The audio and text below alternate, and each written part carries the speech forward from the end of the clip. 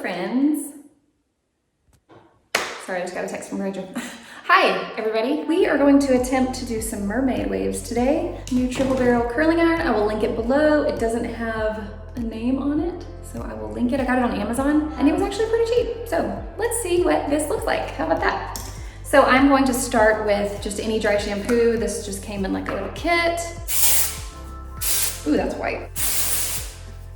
Then I'm gonna take some volume, any kind of root volume spray. This is Living Proof. Spray a little in my roots. I did my hair like this the other day and my kids were like, what are you doing? I thought it turned out really good. And like 97% of you said you wanted to see it. There were 3% of people who said they did not, so sorry about your luck. Okay, so I'm actually gonna put up the top part and do the bottom layer first. So just take like the top section of your hair, kind of wrap that up. And I kind of cheated during this quarantine and I had my friend come to my house and do my hair, so that's why it looks different. I didn't go to the salon, but I cheated.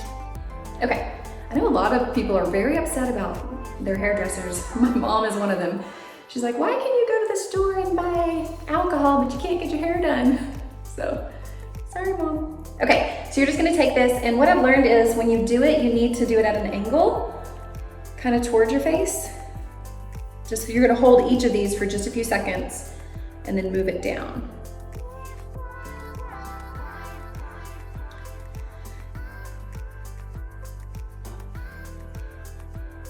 Pretty cool. And I was born in the 80s, so a lot of you younger kids might not know what a crimper is. But we used to have these really cool crimpers. And they had really teeny tiny, it was like a flat iron, but what am I trying to say? Jagged edges, I guess, that crimped your hair.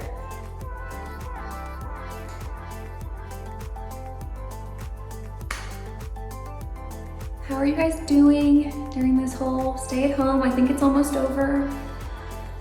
Still praying for everybody who is sick or knows somebody sick or who are healthcare workers, our first responders, everybody who is on the front lines. Thank you for what you do. So bottom layer is finished, and then I'm just gonna take down the top layer and do the top layer. I should have said goodbye to my stepdad when I first started this hair tutorial because he watches all my Rise with Ambers. But then as soon as I start doing hair or makeup, he gets up and leaves. So I should have been like, bye. Hey, but I appreciate all of you guys who stick around, because some of you guys say y'all stick around while I do my hair and do my makeup. Thanks. Ain't no shame in that, fellas. You might learn where to get a cool curling iron for your wife or for your girlfriend. Somebody's coming in. That's nobody. A little spirit coming in here. A little spirit coming to visit. What's up, bud? I just need to tell you something. Okay, tell me. Hi, it's okay. Turn it off. Hold please, we'll be right back. Bye. Okay, he just needed to ask if he could have a blow pop. Let me know any other hair. Hi. What are you doing? I need to tell you something again. What? Yeah. In my ear? Yeah. Okay, but this is really hot. I don't want to burn you. 1, 2, 3 on it. What? It's a new curling iron. It's gonna do like mermaid waves. Do you like it? Yeah. Yeah. Oh, I know how, because it goes up and down, up and down. That's right. Come here, come to this ear. Okay. Close the door. How old are you? Like 26. Bye. Okay, so he had to ask if he could watch YouTube.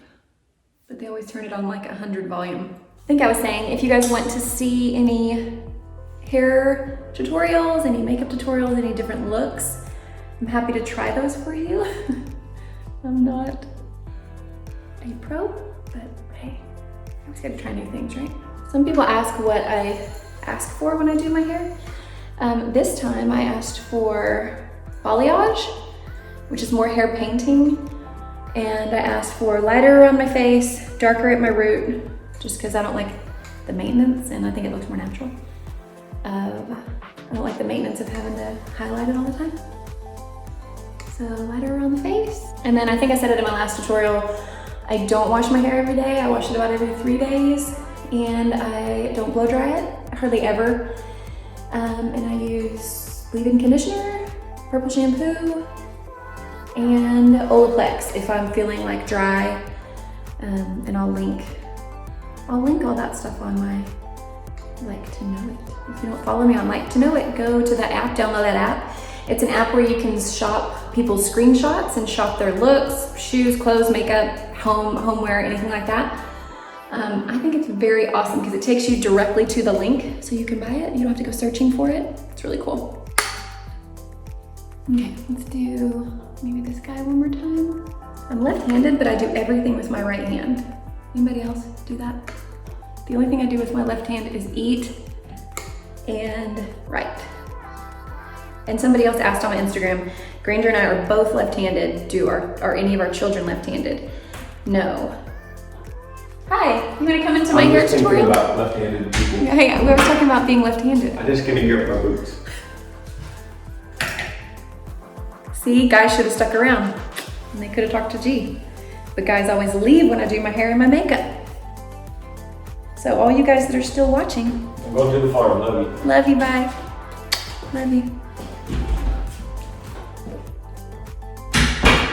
Probably going to film more of his truck videos. Are you guys liking his truck videos? Restoring Earl's truck. I know that's been really cathartic for him to go be able to do that. We also just did his podcast, which will be out Monday. So you're watching this on Sunday, it'll be a podcast on Monday. And I was his special guest and we were talking about signs from above, any signs that you have seen from God. That is on the Granger channel. You can go check that out on the Granger channel. Okay, there we are with my mermaid waves, y'all. My kids say I look like a lion. This piece right here is giving me trouble though. Let's figure out why. It's because it's super blonde, so it's kind of dry. Okay, so we're gonna kind of spray this jazz.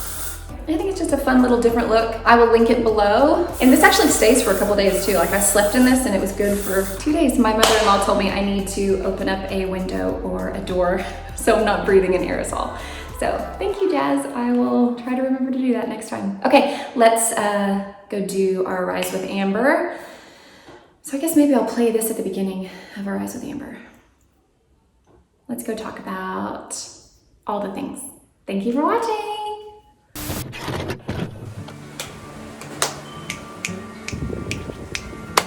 What's up, my risers? It is a very windy day here in Texas. I don't know if I'm gonna put the hair tutorial at the beginning of this or at the end of this, but we're gonna do this today. So if it's at the beginning, you would have already watched it, so that's not gonna make sense. I don't know. Anyway, we did this hair tutorial today, this little mermaid tutorial. Thank you for watching. Thank you for joining me on another episode of A Rise with Amber. Thank you for, as I always say, being on this journey with me. I'm a little fired up this morning. I did the podcast with Granger and we were talking about signs from heaven, and Lincoln had a really good dream the other night about River, which was full of hope, and he told Lincoln all about, I guess I need to share it with you guys because some of you that are on YouTube do not follow me on Instagram.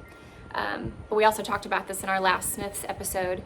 Lincoln had a dream about River. River came to him in the dream. He told him all about heaven. He told him that God was fun. He talked about the night of the accident and being by the pool and CPR, and he told Lincoln he woke up from CPR. And that gives me so much hope. He told him a lot of other things that I'll be sharing with you later that give me tons of hope. And I hope you guys have signs and dreams from your loved ones as well. But yeah, so I'm just fired up. I also started a petition. I'm gonna put the link in the description below. Granger and I have been talking about how we feel like it should be a law, it should be a requirement to have, if you have a pool, to have a 4-sided 4-foot fence with a lock. We feel like pool builders and home builders should, in the bids of installation and when they're pitching a bid for a pool, that it should include an alarm. So many multiple layers of protection. It's not just one thing that's going to save a child's life. It's all these layers of protection. So I started a petition online to try to move it up to Congress to get a law passed called River's Law. Now I'm going to cry. In memory of River and in memory of all of the little ones that I know who I'm friends with, their moms and their dads, and in memory of them. and I want to protect as many people as we can. I don't want this to happen to anybody else. So if you can, please go sign that petition. I think we need 100,000 signatures. I think you have to be of voting age, so anyone over 18. We need 100,000 signatures within 30 days. I'm confident, I'm praying that we can do it. As of right now, I just put it out like an hour ago. We have over 3,000. Thank you so much. I'm gonna start crying. I'm so grateful for everybody wanting to take on this mission with us and wanting to fight for little kids and wanting, you know what, either way, if it doesn't work, if we don't get this law passed, we're still bringing awareness to the situation. We're still bringing awareness to people to take the necessary steps to hopefully, even if it's not a law, just do it voluntarily. Put a gate in, put a lock in, put an alarm in. It's my mission in life now, guys. Okay, so today, talking about guilt. Any kind of guilt, guilt from things that you've done in your past, and how the enemy wants you to feel that, and how you can feel guilt and you can feel shame. And it's good to feel not bad about something that you did in the past. It's good to feel conviction about something. If you've done something wrong in the past and you know it, bring it to the Lord, ask for forgiveness, and He will forgive you. And if you've done something to wrong somebody else, call them, ask for forgiveness. We all make mistakes. We all do things that we regret. We all do things that are not in our best character at times, but God is such a loving God. Please don't ever think that there's anything that you could have done or anything that you've done in your past that He would not forgive you for. He does His best work in people that are broken and damaged and alone and scared and people who feel guilty. So I want to read a devotional today. This is New Morning Mercies by Paul David Tripp. It's one of my favorites. And again, these are long, so bear with me. This is from April 19th. I'm loving all the wind and the wind chimes today. It is grace to not be paralyzed by regret. The cross teaches that you are not stuck, not cursed to pay forever for your past. He sat before me with his head in his hands and kept saying over and over again, I just wish I could have it all back. I just wish I could press a button and do it all over again. I wish I knew then what I know now. I wish I could try again, but I can't. He must have said this or something similar to this 10 times. He was incredibly distraught and regretful, and yet in the best spiritual connection he'd ever been in. I really did feel his pain, and I was very happy that he felt it too, because I knew that what he was experiencing was the pain of grace. He was a hard, driven, and demanding man who kept moving forward no matter what and never looked back.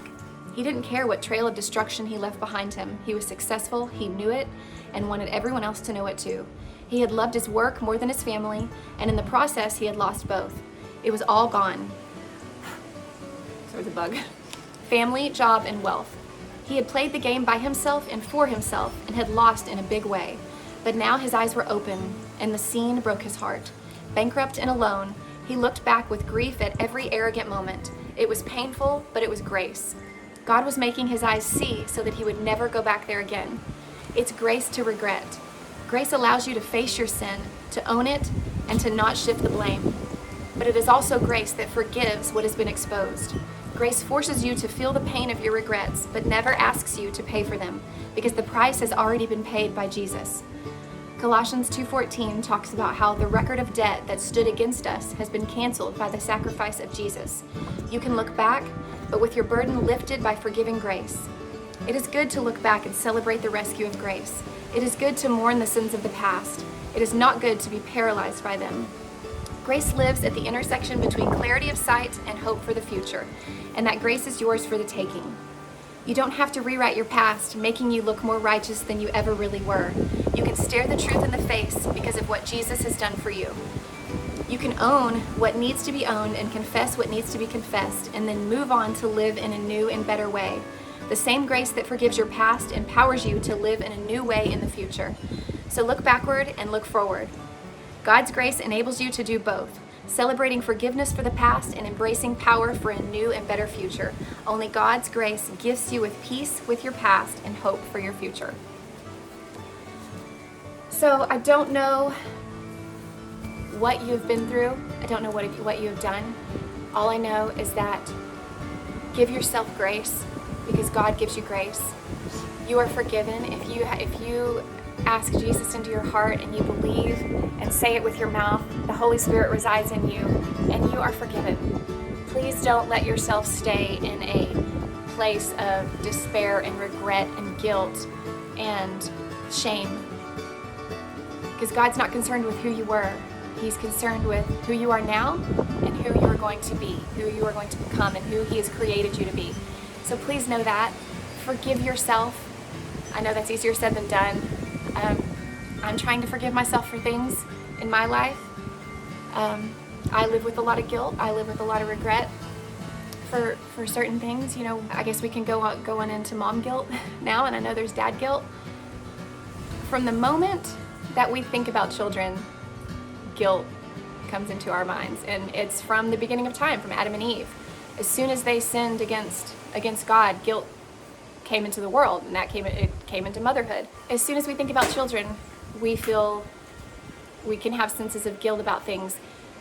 If we can't get pregnant, we feel guilty. We feel like why is my body not giving me what I was born to do? We feel guilt about being pregnant. We feel guilt about if our pregnancy is going well and our friend is super sick. We feel guilt about our birth plan. You know, if we had to end up having a cesarean rather than a natural birth, and some people say that that's not having a real birth, which, by the way, I've had 3, and yes, it is. We feel guilt for if we can't nurse, if we have to bottle feed. There's nothing wrong with either one of those. You're feeding your baby. Please don't feel guilty about any of that. Diapering, cloth diapering versus disposable diapers, organic versus inorganic food, co-sleeping versus them sleeping in their cribs. There are so many ways that we are meant to feel guilty for raising our children. And all I can say is that you know what's best for your baby, and please don't listen to outside people telling you what they think you should do. It's going to be different for every baby and every mother and every father. How you raise your children is up to you. And as long as you are doing your best and relying on the Lord, you're going to do what's right for your baby. As our children get older, you know, we get past the baby stage, we feel guilty about not playing with them enough, not reading with them enough, giving them too much screen time. You know, sometimes I go to bed at night and I feel guilt. I feel mom guilt. Like I worked too much today. I didn't spend as much time with the kids as I could have. Sometimes I think, you know, if I lose my temper on any given day, is that going to be what they're going to remember? Are they going to remember the one time that mama lost her mind and flipped out? Or are they going to remember the other 50 times where we had so much fun and we cuddled and we laughed and we played? I pray that they remember that. But that's something that we go to bed at night thinking about. And I guess what I can say is, if you're going to bed and you're laying your head on your pillow at night and you're having those concerns about guilt, you're a good parent because you care. You care about messing them up. You care about wanting to spend more time with them. I just don't want you to live in that and feel regret for your day. If maybe you made wrong decisions today. You yelled too much today. You gave them takeout 5 days in a row. You know, it's okay. We have to give ourselves grace and stop comparing our lives to other people that we see on social media, who mainly all people post are highlight reels, and they post amazing crafts that they're doing with their kids and these gourmet dinners. And you know what? It's okay if they ate Doritos and cookies and you ordered pizza because you were tired. You had a long day. That's okay. Give yourself grace. I promise God gives you grace, and your children give you grace. All they want is you. They love you. I'm trying to speak to myself here too because I need to listen to all this. All they want is you. They want their parent. They want who God gave them to take care of them. And, you know, I see funny memes all the time about, you know, if you're in survival mode, just, you know, it's all you're doing to survive, and it's okay if you feed them processed food and they watch screen time all day, as long as you're keeping them alive. Now, you're going to talk about some mom guilt. Think about that for a second. Think about the guilt of that. Our son passed away. You know, and we think we do everything in our power to protect them, and that is a guilt that I will live with for the rest of my life. Sorry, that's shaking. Maybe that's God saying it's okay. That is a guilt that I will live with for the rest of my life. I feel That is a guilt and a feeling that I feel like I failed every day. And I have to fight that and lean into God and pray for those feelings to go away, to pray for that to get out of my mind, because the devil will creep in and he wants you to feel that. He wants me to feel like a failure because he wants me to turn my back on God. He wants me to say, God took him from you. Why did he do that? Don't trust him. But I'm not. And I encourage you to try not to let the devil in, try not to let the enemy creep in and give you those thoughts.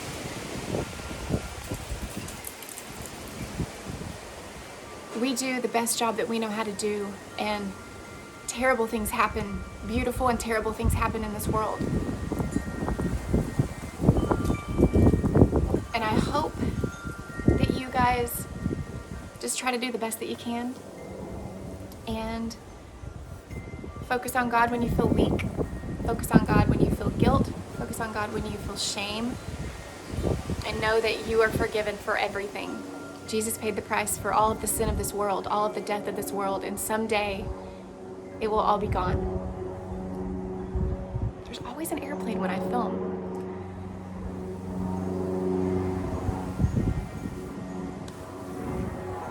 Someday it'll all be gone. Let me look at my notes and see if there's anything else I want to say. There's just a couple of things I saw. Behind every awesome kid is a mother or father who is worried that they're doing it all wrong, which is true. Try maybe journaling or meditating or talking to a friend or a counselor. If you are feeling sadness or guilt over anything, try talking to God. Forgive yourself for being human, for making mistakes. Choose to connect with your kiddos over control, especially maybe right now with all the stay-at-home stuff and the schoolwork and things like that. If they're having a rough time and you're losing it and you're losing your temper, just shut it down for a little bit. Choose to connect. Go outside together. Turn on some music. Dance. I hear little hummingbirds. I guess the last thing I'll say is, at the end of the day, or even in the middle of the day, just choose to say, Lord, I give this all to you. I can't do this alone, because we can't. As much as we moms and dads think that we might be super mom or super dad, we just can't do it all. We just can't. And we have to say, Lord, I give it all to you. And I just want y'all to know you're enough. You are important. You matter. You're forgiven. And give yourself grace. Every day is not going to be good, but there's something good in every day. I hope you could take something with you from today. I hope I wasn't all over the place. I feel like I was talking kind of fast. I was kind of pumped up today. Had a lot on my mind. Let me know if there's anything you guys want to talk about, anything you want me to do in the next Arise. I read this poem the other day, and this is kind of focused on women. I saw it on Facebook or Instagram or something. I wanted to read it. It says, have you ever noticed how in the scriptures, men are always going up to the mountains to commune with the Lord? First off, let me say this is nothing against men. I'm just trying to speak to my ladies here. Yet in the scriptures, we hardly ever hear of women going to the mountains. And we know why, right? Because the women were too busy keeping their life going. They couldn't abandon babies, meals, homes, fires, gardens, and 1,000 responsibilities to make the climb to the mountains. I was talking to a friend the other day saying that as a modern woman, I feel like I'm never free enough from my responsibilities, never in a quiet enough or holy enough spot to have the type of communion I want with God. Her response floored me. That is why God comes to women.